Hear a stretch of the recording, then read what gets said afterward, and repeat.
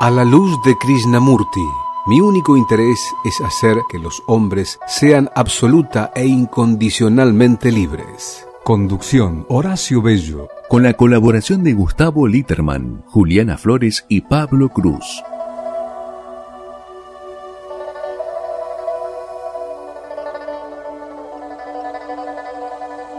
Buenas noches, amigos, amigas. Un nuevo programa de A la luz de Krishnamurti. ¿Qué tal, Pablo? ¿Qué tal, Horacio? Buenas noches. Muy bien. Bueno, como pueden ver, y si no ven, van a oír ahora, nuestro amigo Francisco Ortega nos acompaña nuevamente en el programa. ¿Cómo andás? Bien, bien, ¿qué tal? Buenas noches para todos. Bueno. Hemos seleccionado un tema especial para que desarrolle Francisco hoy. Esto es así.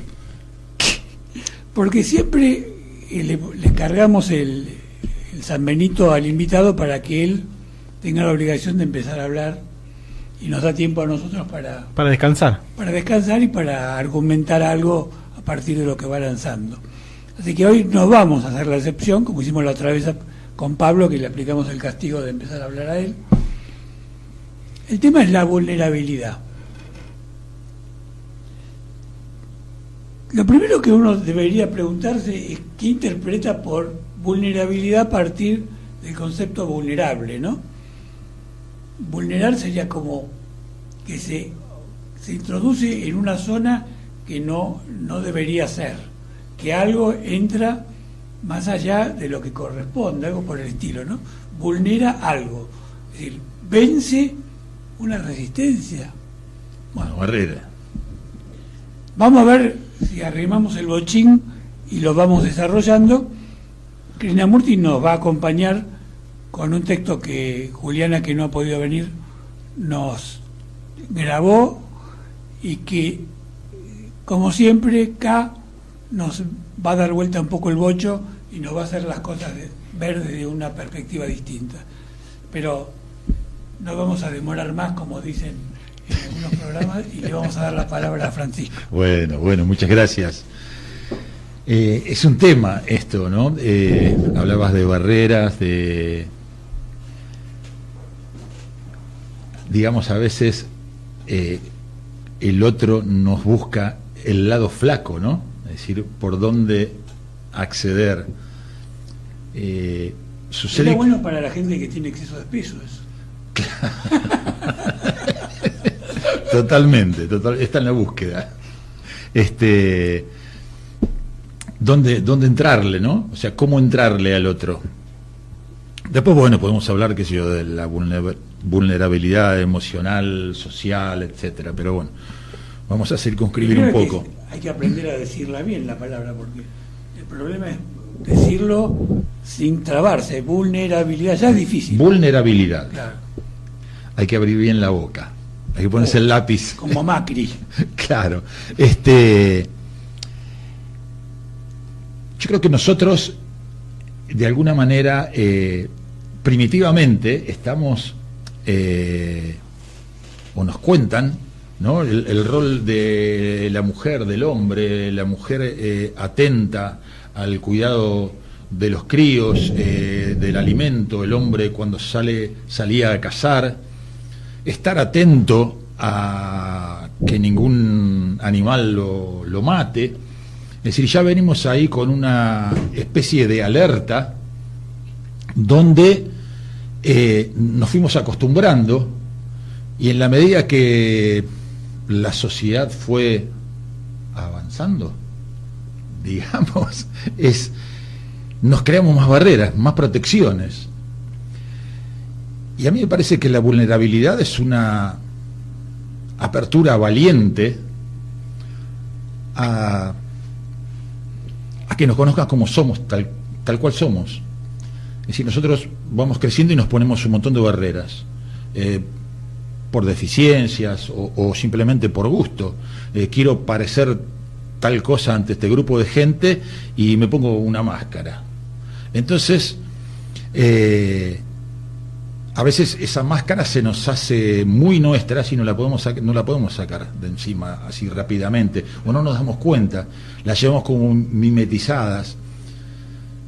Entonces, nos cuesta mostrarnos... Es una careta más que una máscara. ¿Cómo? Es una careta más que una máscara. Sí, sí. Porque está pegada, ¿no? Sí, sí, sí. Entonces, la llevamos como protección muchas veces. Entonces, el mostrarnos vulnerables pareciera que está mal, que nos pueden invadir, que nos pueden agredir, que nos pueden dañar. Entonces siempre llevamos adelante eso. Y por ejemplo, se me ocurre, cuando uno está enamorado, ¿no está vulnerable? Yo creo que sí. Yo creo que sí, porque está abierto totalmente al otro. Está abierto al otro y ahí nos mostramos tal cual son. Nos desnudamos ante el otro. Y claro, esa desprotección, le pongo comillas, porque nosotros estamos desprotegidos. Y muchas veces pareciera que tenemos que tener un as en la manga por cualquier cosa. Es decir, un poco para el tema de los abogados, no todo lo que diga puede ser usado en su contra. Entonces, nos estamos protegiendo. Y yo creo que la vulnerabilidad es un hecho valiente de mostrarse tal cual es uno. Lo que pasa es que nos cuesta, y creo que nos va a costar cada vez más, porque en la sociedad cada vez estamos más atentos, ¿no? A todo. A salir a la calle, cuando uno maneja, cuando uno habla con el otro. Todos nos enseñan, no hablemos tal cosa delante de otro, porque por ahí, no sé, tenemos un asalto, qué sé yo. Que no diga voy a cobrar. Entonces estamos metidos ahí con un montón de barreras, un ejército de soldados que nos rodean y no nos dejan mostrar tal cual somos. Y emocionalmente es dañino, me parece. Es interesante ver que tiene varias puntas en la cuestión, ¿no? La primera que se me ocurre, por una cuestión de método simplemente destacar, es que a partir del mismo concepto habría un prejuicio implícito en la cuestión, porque como dije al comienzo, o traté de esbozarlo, parecería que entrar en uno ya es peligroso. Entonces, como primer punto, me parece que hay un gran prejuicio desde el cual estimamos que es mejor que nadie entre en nosotros, que nadie nos termine de conocer. ¿Por qué? Porque estimamos, por una serie de pautas culturales, sociales, bla, bla, bla, bla, bla, bla, que eso es peligroso. Por lo tanto, en general, tendemos a mostrarnos externamente de una forma distinta a lo que realmente somos o sentimos. Eso es una realidad. Totalmente. No es una conjetura, es la verdad. Ahora, ¿cuál es el resultado de eso? El resultado es que en la vida social, en la vida de relaciones, el otro conoce lo que vos construiste como lo que sos, no lo que sos. Y las sorpresas son mayúsculas, porque los vínculos terminan siendo sorprendentemente, digamos, novedosos cuando alguien, por alguna punta, por alguna crisis, por alguna circunstancia explosiva, se muestra tal cual es. Es como que se abre una ventanita y de esa ventanita se muestra lo que realmente es. Y el otro mira, o la otra, y dice, oh, pero ¿cómo esta persona era así, así, así, y me está mostrando un aspecto que desconocía? Y esto se aplica en múltiples relaciones, incluso familiares, incluso de pareja, ¿no? Donde uno descubre a esa persona que no sabía que existía. Entonces creo que la pregunta, y le voy a dar la palabra a Pablo, que es más joven, a ver qué opina, ya que pertenece a una generación que tiene quizás valores disímiles a los nuestros, ¿no? Aunque sea relativamente. Digo, ¿es eficaz o es un resabio, como muchas otras cosas, de una pauta cultural que ya está superada, de una necesidad social que ya no es tal y que lo llevamos portando como mimetizados de una manera mecánica. La pregunta sería, ¿es necesario mostrarse de una forma que no sea la real y la auténtica? Y después seguramente iremos viendo otros aspectos de la vulnerabilidad que tiene otros matices, pero me parece que un poco como pregunta inicial, más allá de lo que quiera agregar Pablo, es válida, ¿no? Es buena la pregunta. Yo diría que en realidad es imposible mostrar algo que uno no es. Ajá. Bueno, a ver cómo sería eso.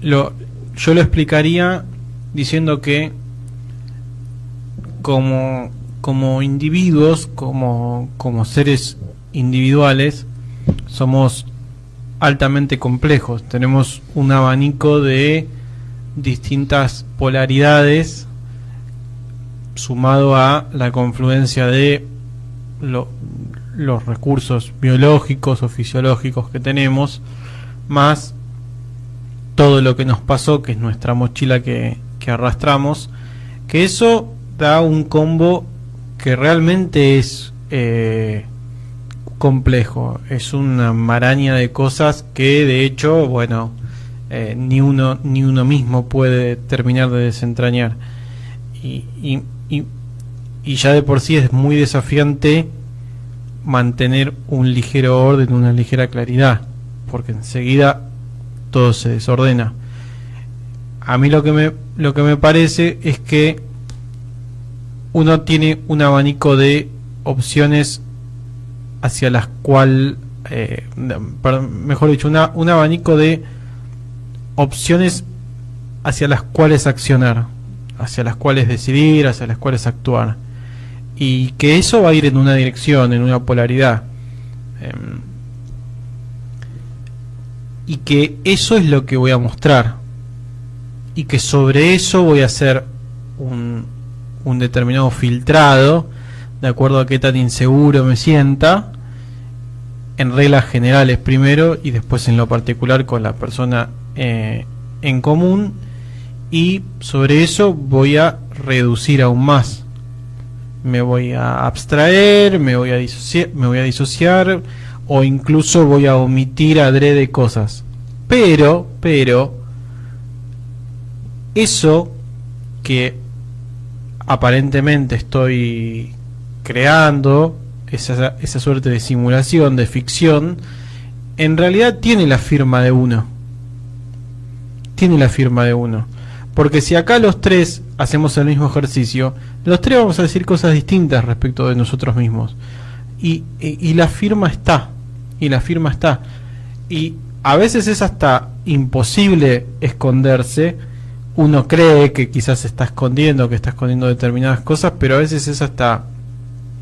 ni siquiera es del todo factible que uno se pueda esconder al 100%, pero como decías, o tenés reacciones que terminan saliendo, quieras o no, o del otro lado tenés a alguien que tiene algún tipo de sensibilidad o incluso de recursos o capacidad de lectura para darse cuenta que lo que estás diciendo atrás enmascara una forma de preservación.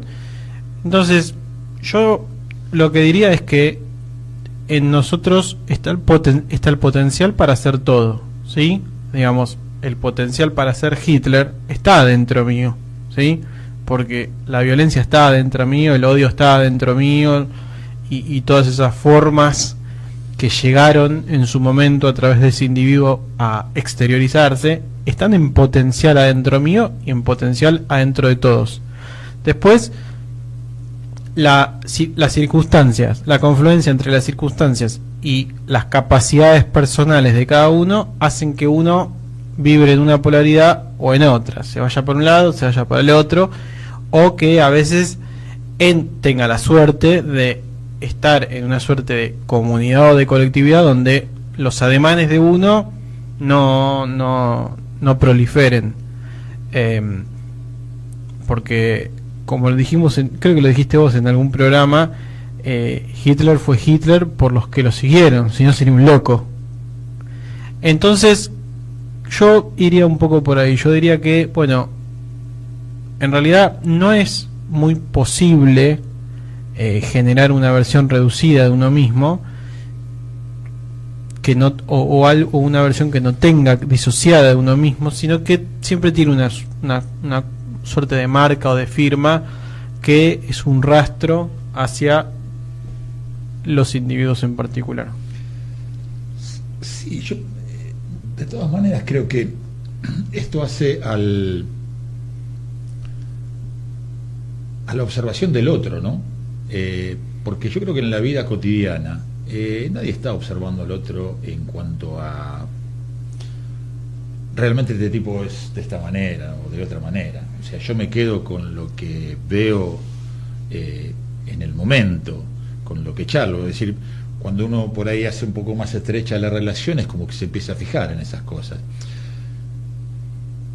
Yo creo que la esencia de cada uno le da la magnitud a ese Hitler o a ese John Lennon que tenemos adentro, ¿sí? Y eso está en la esencia de cada uno. Sí, yo creo que tengo un sesgo de violencia, pero no de Hitler, no de matar a alguien. Sí, grito o pateo algo y no soy violento por eso. Es decir, yo hablo por ahí de esos pensamientos o zonas muy oscuras nuestras que sí las ocultamos, que por cultura, por vergüenza, por X causa las ocultamos y no las demostramos, que no tiene nada que ver con, qué sé yo, con la conducta. Simplemente decir, bueno, no sé, soy de Racing y no lo quiero decir nunca. ¿No? Entonces, ¿por qué me da son buenas razones? ¿Por qué me da vergüenza? Entonces, podría aplicarse a otro equipo de fútbol. Claro, claro.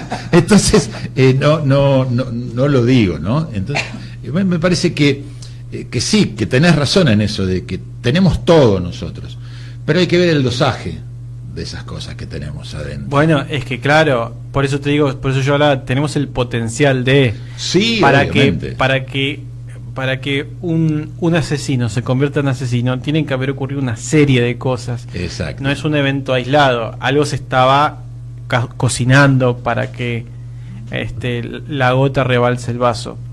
De todas maneras, volviendo al tema en cuestión,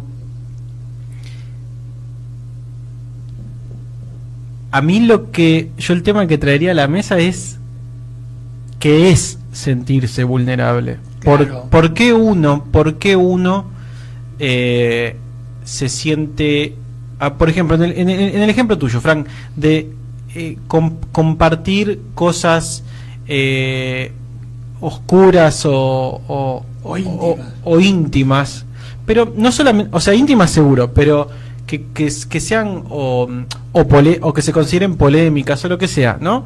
Y que uno decide no compartirlas. Ahora, yo hago la siguiente pregunta: ¿qué cualidad tiene eso que hace que no lo compartamos con respecto a nosotros? Es decir, porque si es algo que yo tengo integrado, ¿qué característica? Sí, bueno, sí. Si es algo que yo tengo integrado en mi personalidad, por ejemplo, todos hemos vivido lo suficiente acá como para aceptar cosas de nosotros que en algún momento no hemos aceptado. ¿Sí? ¿Qué es lo que hace que esa misma cosa que antes no la podíamos ni mirar, hoy la abracemos? ¿Es una pregunta? Es una pregunta. Bueno, pero creo que va un poco de la mano, porque digo, sí. Nosotros nos tenemos primero miedo a nosotros mismos sobre esa parte puntual nuestra, como para extrapolar ese miedo afuera. El tema de la vulnerabilidad y el miedo están de la mano. Claro. Porque Si yo parto digamos, de la referencia que mentalmente me construí, que hay cosas que no conviene que los demás conozcan, es porque hay un miedo o un temor. Si no, yo no tomaría esa decisión. Ahora, el miedo y el temor, ¿cómo se construye? Bueno, sería cuestión de hablar del miedo y del temor, pero como no es el tema de hoy, digamos, damos por sentado que sé que es el miedo, sé que es el temor, sé qué miedos tengo, sé qué temores tengo, pero a partir de eso tomo una decisión estratégica de mostrarme más o menos. Ahora, ¿es eficaz esa decisión? ¿Eficaz para mi vida plena? ¿O es un error de concepto? ¿Es un error que vengo arrastrando sistemáticamente por una cultura que me lleva a eso? Bueno, ahí la palabra la palabra que hace la diferencia es plena. Claro. Si yo quiero vivir una vida plena, o quiero más o menos ir piloteándola, que de alguna manera es lo que terminamos haciendo Claro. todos, porque vivir plenamente implica una atención, un enfoque, una energía, Y un riesgo. y un riesgo que es muy grande, porque te lleva por otros lados. Tenés que estar muy en paz con la muerte, porque bueno, vivir intensamente Sí. también puede ser que no perdures todo lo que Y quieres llegue más perdurar. rápido. Mueras va. intensamente. Claro, claro. Sí, igualmente yo creo que tiene que ver también con una creencia nuestra.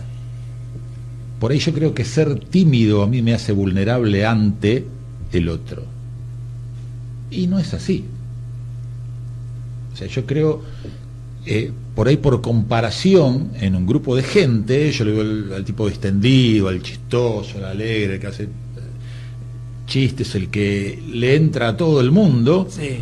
a través de la simpatía, y bueno, yo soy tímido y me siento vulnerado porque me avasalla, y tal vez digo, che, mirá, yo no entro en esto porque la verdad es que soy medio tímido, qué sé yo, esto que lo otro, blanqueo la situación y existe llevas la una posibilidad que el otro sorpresa. me diga, pero escuchame, es una boludez esto que Claro. está diciendo. Entonces, dejé de ser vulnerable desde ese lado. Yo creo que tengo zonas oscuras según mi criterio. Claro, Capaz sí, que para claro, vos no. exacto. Entonces Claro. yo digo, ¿cómo voy a comentar esto acá en la mesa si es un sacrilegio, qué sé yo? Y no, pues sí, a mí me pasa lo mismo. Claro. ¿No es cierto? Bueno, a ver, vulnerarse, la contracara de vulnerarse también es esa, intimar. Claro. Por eso, Claro. lo que pasa Estrecharse, es que es estrechar el miedo vínculo. a blanquear lo que nos pasa, ¿no? O sea, Sí, creo que hay como un tabú, el tabú de la ignorancia para mí, para darle un nombre, que es creer que los defectos que yo tengo y que efectivamente existen, no los tiene el otro. Creer que solamente a mí me afectan las debilidades, las carencias, las agachadas, las cobardías, cuando es patrimonio colectivo de la humanidad. Y ahí es donde me parece que radica el grave error de no buscar la solidaridad a partir de nuestras limitaciones. exacto. O sea, no somos solidarios en ese aspecto. No somos solidarios. Claro. Va, creo que en ningún aspecto. Solamente cuando hay un mundial o alguna cosa de esa Sí. magnitud somos todos amigos. Una vez más aparece la palabra gestión. De acuerdo como uno gestiona esas cosas, Claro, es como les va a dar magnitud o no. así es. Así es. Es como que, ya te digo, la timidez, y bueno, para mí es algo trágico la timidez, y no, es una pavada. ¿Viste? Hablas con un amigo, por ahí te dice, no, pero no, qué sé yo, está bien, es una forma de ser, punto, y uno dice, la pucha, yo me estaba privando de esto. También estamos acostumbrados, ¿no?, a que mantengamos la guardia en alto por el entorno, en el trabajo, en una oficina de esas donde yo trabajaba antes, multitudinaria, donde el jefe te buscaba la vuelta para entrarte en Bueno, tu lado flaco. todo tiene sus causas. ¿Y nada qué ocurre pasa? porque sí, claro. A mí me ha pasado, yo leía los cursos que hacía mi gerente, decía cómo tratar al empleado, que yo Sí. esto que el otro. Y yo leía la otra parte, la contraparte. ¿Por dónde me va a entrar este y cómo actúo yo? Entonces se transforma en una pulseada también, Claro, eso, por supuesto. de buscarse la vulnerabilidad mutuamente. Así Bueno, es. por eso, porque también ocurre eso que es un poco hemos creado, Competitivo. pero hemos creado como una analogía de lo que originalmente se vivía en la selva, en la naturaleza, que es que las necesidades de uno entren en conflicto con las necesidades del otro, Ujú. como cuando dos machos se pelean por la misma hembra a la hora de procrear. Esos conflictos de necesidades nosotros lo hemos llevado al mundo de los deseos. Nuestros deseos entran en conflicto con los deseos del otro y ahí se forma la pulseada y ocurre esto que vos contabas. A mí me gustaría, sobre esto que decís, agregar algo antes de pasar al audio que tenemos, el primer audio que tenemos de Julie, y es, siempre entramos en conflicto porque creemos que la escasez se vincula constantemente a lo material. Y hay una clave que nos invita a la solidaridad, y es que en lo espiritual no hay escasez, hay abundancia. Ujú. Lo que ocurre es que nuestro concepto materialista de la existencia nos lleva a lo que objetivamente ocurre, que en el mundo material hay escasez. Hay escasez de dinero, hay escasez de viviendas, hay escasez de Las cosas básicas, de la relaciones comida. físicas Sí. para tener una sexualidad plena. Hay escasez de muchas cosas que tienen que ver con lo material en el sentido amplio. Ahora, en el mundo espiritual eso no existe. Entonces, si recorremos el mundo espiritual, quizás podemos ser menos cerrados, más vulnerables, porque esa vulnerabilidad quizás nos da una clave que desconocemos, ¿no? Bueno, vamos a escuchar el primer audio de Julie y después volvemos. Gracias. Dijo que acababa de perder a su hijo. Este había tenido un empleo muy bueno y pronto habría llegado a ser uno de los directores de una importante compañía. Se hallaba aún bajo el efecto de esta pérdida, pero tenía un gran dominio de sí mismo. No era del tipo que llora. No derramaba lágrimas fácilmente. Toda la vida se había entrenado en la escuela del trabajo duro en una tecnología realista. No era un hombre imaginativo, y los problemas complejos, sutiles y psicológicos de la vida apenas lo habían tocado. La muerte reciente de su hijo era un golpe que no reconocía, y dijo, es un triste suceso.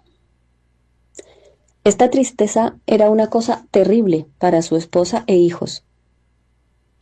¿Cómo puedo explicarles la terminación del dolor de la cual ha hablado usted? Yo mismo lo he estudiado y tal vez lo he comprendido, pero ¿qué puede esperarse de los otros que están envueltos en el problema? El dolor está en todos los hogares, a la vuelta de cada esquina. Todos los seres humanos sufren este pesar abrumador, causado por tantos incidentes y accidentes. El dolor parece una ola interminable que arrasa al hombre, casi ahogándolo, y la lástima que despierta el dolor engendra amargura y cinismo. La pena que usted siente es por su hijo, por usted mismo o por haberse roto la continuidad de usted en su hijo. ¿Hay dolor por lástima propia o hay dolor porque él prometía tanto en el aspecto mundano? Si es lástima propia, entonces esta preocupación por uno mismo, este elemento aislador en la vida, aunque tenga la apariencia exterior de relación, tiene que ser causa de aflicción inevitablemente. Este proceso aislador, esta actividad del propio interés en la vida cotidiana, esta ambición, esta búsqueda de la propia importancia, este modo de vivir que separa aunque estemos o no alertas a todo ello, ha de traer soledad, de la cual tratamos de escapar de diferentes maneras. La propia lástima es la pena de la soledad, y esa pena se le llama dolor. Luego hay también el dolor de la ignorancia. No la ignorancia por falta de libros o de conocimiento técnico o por falta de experiencia, sino la ignorancia que hemos aceptado en torno de la idea de tiempo, evolución, la evolución de lo que es a lo que debe ser. La ignorancia que nos obliga a aceptar la autoridad con toda su violencia. La ignorancia del conformismo con sus peligros y aflicciones. La ignorancia de no conocer la completa estructura de uno mismo. Este es el dolor que el hombre ha propagado donde quiera que ha ido. Por lo tanto, debemos tener claro lo que es eso que llamamos dolor. El dolor que es aflicción, la pérdida de lo que se suponía bueno, el dolor de la inseguridad y el constante requerimiento de seguridad. ¿En cuál de ellos se halla usted preso? A menos que esto esté claro, no hay finalidad para el dolor. Esta claridad no es una experiencia verbal ni el resultado de un hábil análisis intelectual. Hay que estar alerta al dolor con la misma claridad con que se está alerta cuando tocamos sensorialmente esa flor. Muchas gracias, Sebastián. Bueno, K introduce un tema central vinculado a la vulnerabilidad, que es el dolor y el temor al dolor. Creo que no lo hemos desarrollado lo suficiente, o por lo menos lo hemos pasado tangencialmente, el vínculo inescindible entre el miedo a ser vulnerado y el dolor. El dolor como hipótesis, como conjetura, como posibilidad, vinculado al hecho de que si yo me desarmo, estoy expuesto. Si estoy expuesto, tomando un poco el ejemplo gráfico que dio él del boxeador que está con la guardia alta, me pueden pegar en el rostro. Lo que pasa es que cuando tenemos la guardia alta te pueden pegar en el hígado también, y ahí es un peligro. Porque la paradoja está en que cuando más nos protegemos, más construimos posibilidades de dolor, porque perdemos capacidad de sensibilidad frente a la relación con los demás. Cuando más me repliego, paradójicamente, más posible es que caiga, más posible es que me deprima, más posible es que no encuentre recursos propios para salir adelante, porque en definitiva, y cualquiera, como decía ahí Pablito, del tema del paso de los años, que ha pasado muchas cosas, sabe que en definitiva los momentos más difíciles los hemos superado con la ayuda de otros. Hemos actuado con la solidaridad del otro que nos permitió superar una dificultad, hacer un puente de una situación crítica a otra mejor. Por lo tanto, no es una teorización, es la observación sensible y perspicaz de lo que ocurre en la vida cotidiana. Sí, yo creo que también nos hace perder la capacidad de ser uno mismo, ¿no? Y adquirir la capacidad de ser lo que el otro quiere. Digamos, yo estoy en guardia constantemente, me meto y yo no soy esa persona. ¿Pero por qué lo hago? Porque me siento atacado, ¿no? Entonces, es como o me que... imagino que me siento atacado. ¿Cómo? O me imagino que me siento atacado. Claro, sí, yo creo que son dos creencias, ¿no? Nuestro imaginario es infinito. Claro. Creemos constantemente y usamos la palabra creer, yo creo, ¿no? Constantemente, no nos damos cuenta, pero lo usamos constantemente. Es un latiguillo, sí. Claro, es un latiguillo, yo creo que tal cosa. Y tendríamos que decir, yo sé, equivocado, ¿no? Pero sé esto.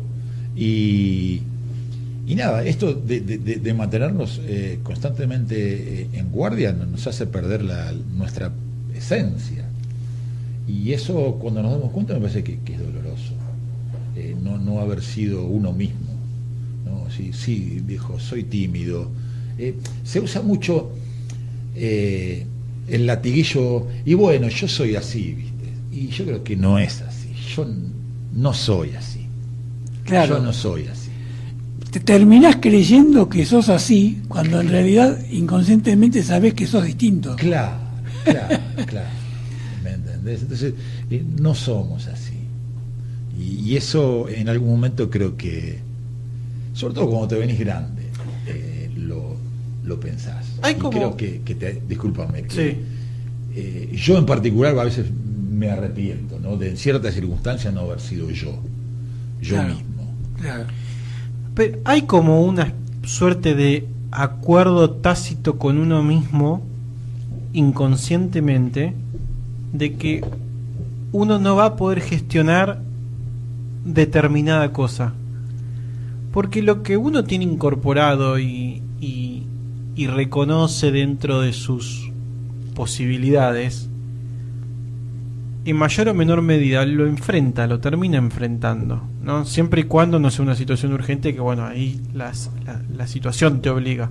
Pero en el caso de que no sea una urgencia, lo que termina diferenciando si uno evita o no evita es esta suerte de acuerdo tácito o de autoconvencimiento de que uno no va a poder gestionar esa caja de Pandora que ni siquiera termina de ver del todo. Y yo creo que ocurre a una velocidad que uno ni se entera. Hay como un autoconvencimiento, como si de manera predeterminada estuviéramos convencidos de que todo aquello que no transitamos y aprendimos son cosas que no vamos a poder gestionar. Bueno, hablando de creencias, una de las creencias más tontas que tenemos es que si conocemos, tenemos más seguridad. Si conocemos cómo va a ser la lógica de un mecanismo, vamos a tener menos riesgo en la vida. Cuando la vida te va demostrando que es absolutamente absurdo, porque los riesgos los corres igual, los problemas los tenés igual, y cuando más recaudos tomás, más sorpresas te llevas, con el añadido que te privaste de vivir un montón de cosas, con la excusa de que no querías correr riesgo. Entonces te quedaste sin el pan y sin la torta. La zona de confort, ¿no? Claro, exactamente. Tenemos miedo de abrir la otra puertita que está al lado. Claro. Entonces, esa frase famosa, ¿quién me quita lo bailado?, de algún modo es válida. Es decir, correr riesgos, porque nadie te asegura que al correr riesgos no tengas pérdidas. Pero lo valioso de arriesgarse es insustituible, porque la vida tiene una cualidad que está vinculada a la intensidad. Y si vos no vivís con intensidad, no sé si podés llamar vida a lo que vivís, ¿no? Es que la vulnerabilidad, Ortega, póngase las pilas, practique un poco más. No seas burrito, Ortega. El burrito Ortega, claro. Está relacionada con la incertidumbre, ¿no? Hay una apertura Claro. a la incertidumbre. Seguro. Y lo que pasa es que la incertidumbre nos asusta, Exacto. nos da miedo, Claro. o sea, no sabemos qué va a pasar. ¿Corro el riesgo o no? Es lo que yo te decía, ¿no? O sea, gran temor porque soy tímido y a mí esta gente me va a hacer daño, y de repente te das cuenta que no. Así es una anécdota y te reís cuando te sacás esa gran mochila, vas Sí, sacándole sí. la piedra Es de verdad. adentro, la tenés más liviana. Es un gran alivio ese, Seguro. ¿no? Seguro. Bueno, vamos a escuchar el segundo audio, que es un poco más corto, de Julie, y luego volvemos. Sebastián, gracias. Sin comprender la estructura completa del dolor, ¿cómo podemos terminarlo? Podemos huir de él, yendo al templo o a la iglesia o dedicándonos a la bebida, pero todos los escapes, ya sea hacia Dios o hacia el sexo, son iguales, porque no disuelven el dolor. Despliegue pues el mapa del dolor y trace todos los senderos y caminos. Si permite que el tiempo cubra este mapa, entonces el tiempo fortalecerá la brutalidad del dolor. Tiene que abarcar el mapa en una sola ojeada, viendo la totalidad y luego los detalles. No los detalles primero y después la totalidad. Para que cese el dolor, tiene que terminar el tiempo. El pensamiento no puede dar fin al dolor. Cuando el tiempo se detiene, el pensamiento, como línea de conducta del tiempo, cesa. El pensamiento y el tiempo son los que dividen y separan. Y el amor no es ni pensamiento ni tiempo. Vea el mapa del dolor no con los ojos de la memoria. Escuche todo su murmullo. Sea parte de él, pues usted es tanto el observador como el observado. Solo entonces cesa el dolor. No hay otro camino. La verdadera revolución, Editorial Orión, Puerto Rico, páginas 141 a 144. Bueno, muchas gracias. Me parece que en este cierre breve que Julie nos leyó de Krishnamurti, vemos que quizás haya un déficit por el cual nos protegemos de la vulnerabilidad por la incapacidad de ver las cosas tal cual son. Es decir, no prestamos atención adecuadamente a la vida. Estamos muy metidos en preconceptos, en idealizaciones, en cosas que están solamente en nuestra cabeza, ¿no? Y no observamos la realidad tal cual es. Tenemos miedo a la realidad. Claro, pero es un miedo tonto, porque es normal que yo tenga miedo del tigre que me pueda atacar. Sería tonto que no tuviese miedo. Pero nosotros, en nuestra sociedad moderna, tenemos la particularidad de tener miedo a cosas que están solamente en nuestra imaginación. Sí, sí. Cosas que en general no nos ocurren. Pese a lo cual seguimos atados a las limitaciones que el miedo nos da. Incapacidades que nos llevan a no desarrollar nuestras potencialidades por miedo a que ocurra lo que nunca ocurrirá. Y la paradoja está que siempre ocurre otra cosa. Que tenemos una gran tendencia, ¿no?, a imaginar resultados sobre cosas que no sabemos que van a suceder. O sea, sufrimos por cosas que no sabemos que van a suceder. Claro. O sea, estamos pensando en que tal vez, y nos sentimos mal, nos angustiamos, y cuando llegó ese momento no sucedió. Y estamos gastando energía, tiempo, en esa emoción a veces violenta de sentirse mal, enfermo, y no pasó nada. Así es. Y yo creo que además, cuando uno toma la valiente decisión de dejarse permear, tiene relación con las personas a un nivel absolutamente distinto, con una cualidad absolutamente rica, o con una riqueza que no conocía hasta ese momento, y por lo tanto uno observa la paradoja de que cuando más vulnerable es, más rica es su existencia y menos riesgo corre, porque en el vínculo solidario se atenúan los factores de pérdida y de aislamiento. Bueno, creo que está Gustavo en la línea, así que no lo vamos a hacer esperar más. ¿Qué tal, Gustavo? ¿Cómo andás? ¿Qué tal? ¿Cómo estás, Horacio? Bien. Francisco, Pablito, ¿todos bien? ¿Qué tal, Gus? ¿Cómo va eso? Muy bien, muy bien, muy bien. Y espero que ustedes también estén muy bien. Bien. Excelente. Bueno, tengo un texto, menos de 20 renglones, pertenecen al Diario 1, el 16 de enero de 1962, que hoy buscando un texto, y ayer también que me había pedido Horacio, que nunca encontré, Se disolvió la bruma el texto. Claro, encontré esto Sí. que de repente creo que clarifica desde qué lugar Krishnamurti ve las cosas. Y quizás no esté directamente ligado a la vulnerabilidad, pero sí nos vamos a dar cuenta cuando él quizás hable de la vulnerabilidad en algún texto, desde dónde lo está hablando. Que ustedes pues dirán, pero a mí me pareció que él habla desde una dimensión tan lejana al ámbito psicológico que nosotros nos manejamos, que bueno, que abre puntos suspensivos. Así que me callo y voy al texto, que es lo importante. Dale. Dice así: la muerte, la creación y el amor estaban ahí, y uno que era parte de ello no podía distinguir cuál era cuál.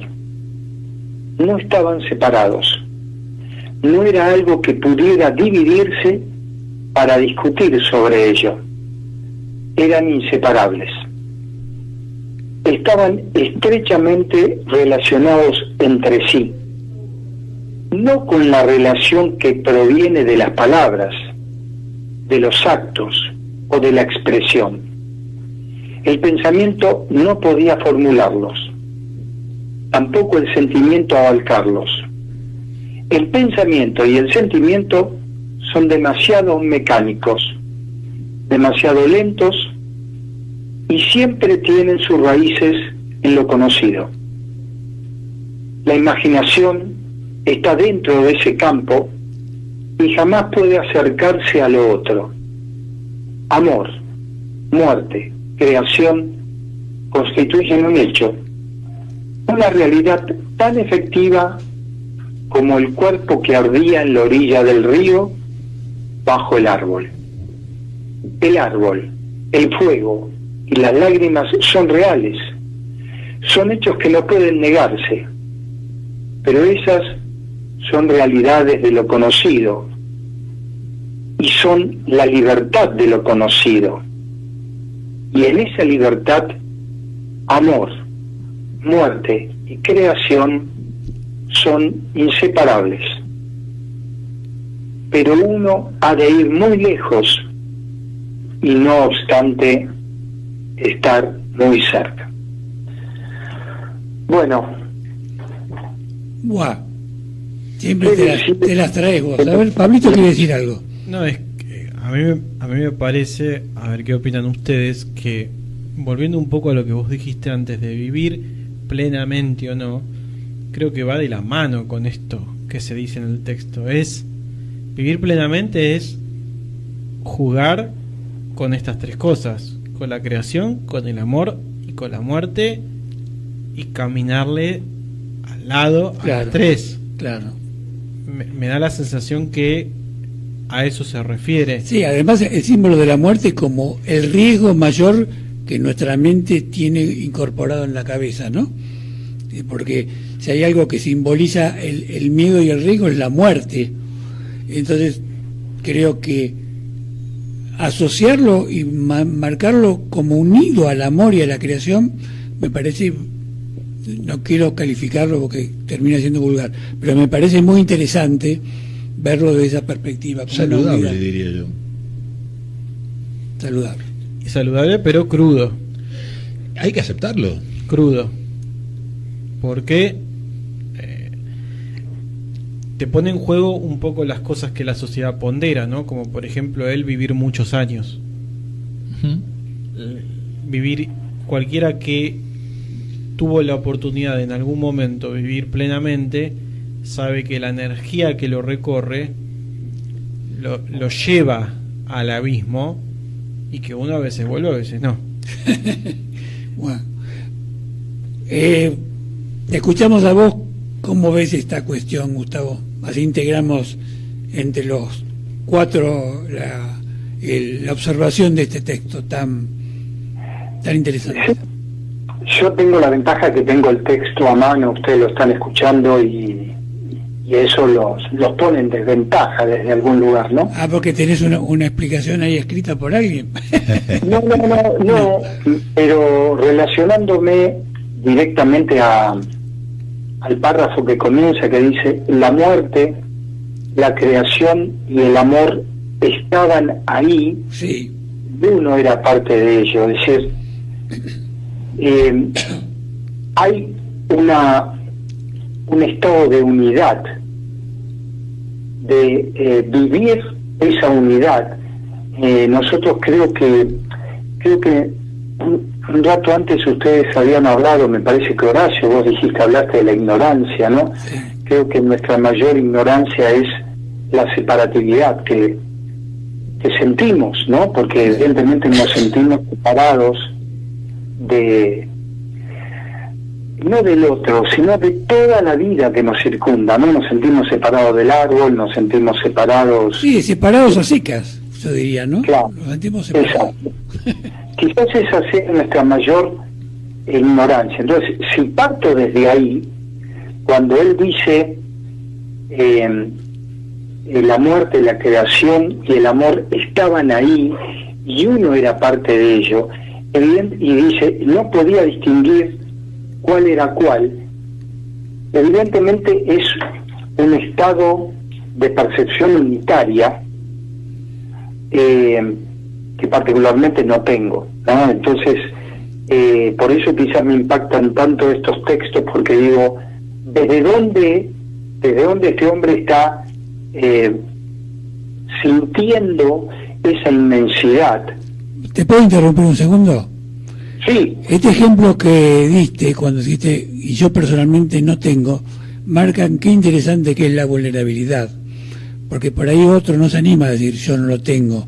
Quizás se vanagloria a partir de repetir una frase y tratando de llevar al interlocutor a la idea de que la tiene clara y que lo vive, y que vive aquello que dice Krishnamurti.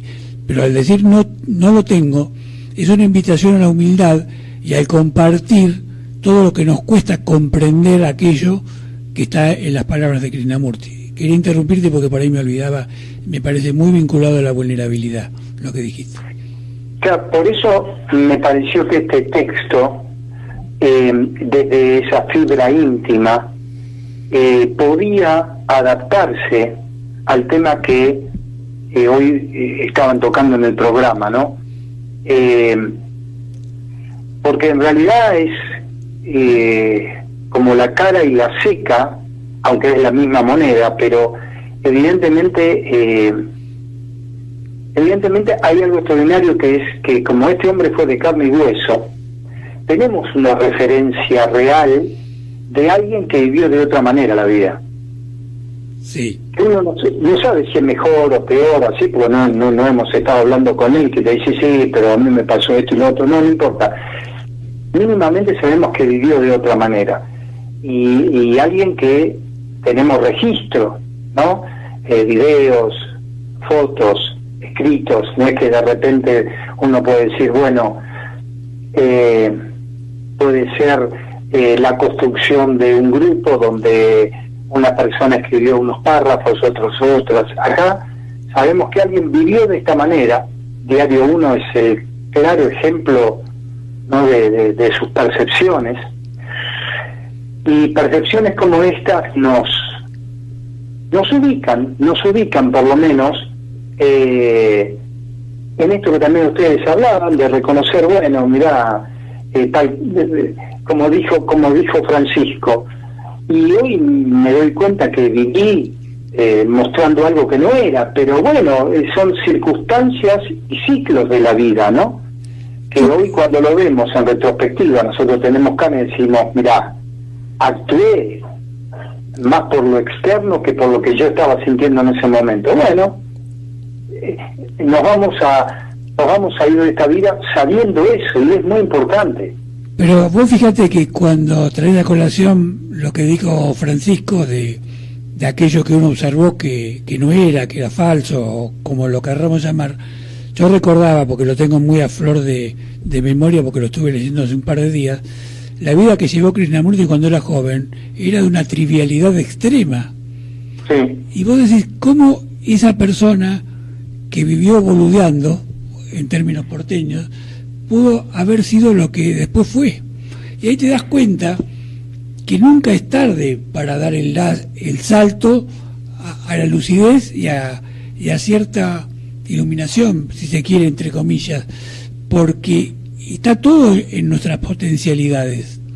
Cualquiera que tiene la valentía de intentar el salto puede llegar a darlo, ¿no? Me parece un ejemplo muy importante, porque cualquiera podría pensar que, como decía alguno, vino Dios, lo tocó y lo iluminó. Fue un proceso, y cualquiera puede, a través de un proceso auténtico y de revelación, poder dar ese salto cualitativo. Bueno, listo, ya hablé. Terminado, Gustavo. No, coincido. Bueno, por eso es tan importante saber de alguien de carne y hueso, Claro. ¿no? Que tenemos una referencia histórica real, que vos decís, bueno, mirá, se sabe que este muchacho hasta tal edad no pudo dar los exámenes de ingreso en Oxford, no pudo entrar en Cambridge, ¿y qué pasó? No sé, algo pasó, Claro, algo pasó. ¿no? Algo pasó, algo de repente quizás rompió la distracción, por así decirla, la distracción de lo general, y la observación se introyectó y evidentemente encontró un espacio de amplia sensibilidad que le permitía contactar justamente esto, ¿no? Esta unidad. Así que bueno, ¿qué más se puede decir? Que creo que yo agregaría, no sé si vos querías decir algo más, Francisco. Adelante. No, que la vulnerabilidad también está vinculada a la sensibilidad que tengo para captar al otro, que sería un poco la contracara de lo que estuvimos hablando. Así que le doy la palabra a Francisco para que terminemos el programa. Coincido en lo que vos decís, coincido plenamente. Y lo que sí quiero estos segundos es decirle a Gustavo que, bueno, un placer escucharte, Gustavo. Hacía mucho que no te escuchaba, che. Bueno, Lo mismo, muchachos. sí, yo creo que no sé si querés agregar algo más, Gustavo, sobre el tema. No, dejarle a ustedes un saludo. Bueno. Y como decía un amigo, nos vemos la próxima, que vamos a ver. Abrazo fuerte. Que tengan una hermosa semana. El amor, la muerte y la creatividad. Ok. Un abrazo, chao. Vale. Buena semana, hasta luego. A la luz de Krishnamurti, mi único interés es hacer que los hombres sean absoluta e incondicionalmente libres. Conducción, Horacio Bello. Con la colaboración de Gustavo Litterman, Juliana Flores y Pablo Cruz.